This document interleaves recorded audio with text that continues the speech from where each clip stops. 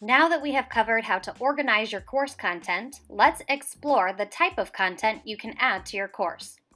Before we jump into adding content to your course, you may be thinking, do I really need to add anything to my course if my school isn't purchasing student accounts? The answer is yes. Even if your school does not have student accounts, you can still use Echo to organize your instruction and guide student-centered learning, all of which you can do by using course resources and activity types, which we will cover in this video. Let's get started with looking at the types of items you can add to your course. Enter your course through the Editor tool. Click the Add Activity link, or click a plus sign on an existing folder. In the pop-up, you will see all items that can be added to your course. This menu of items is divided into two columns, Resources and Activities. On this side, we have Resources. These are items a teacher might upload to deliver different types of content to their students.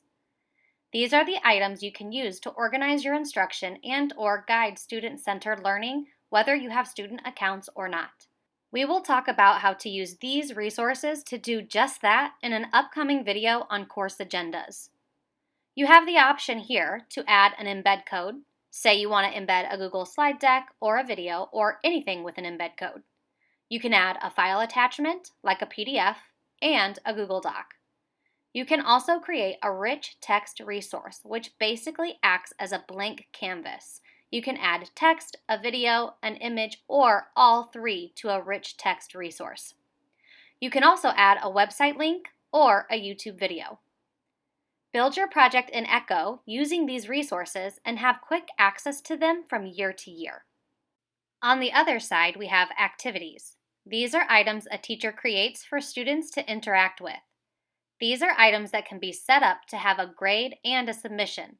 They can also be used for practice and feedback and can be left ungraded. Here a teacher can add an assessment, assignment, blog, discussion, journal, peer assessment, practice questions, and a wiki.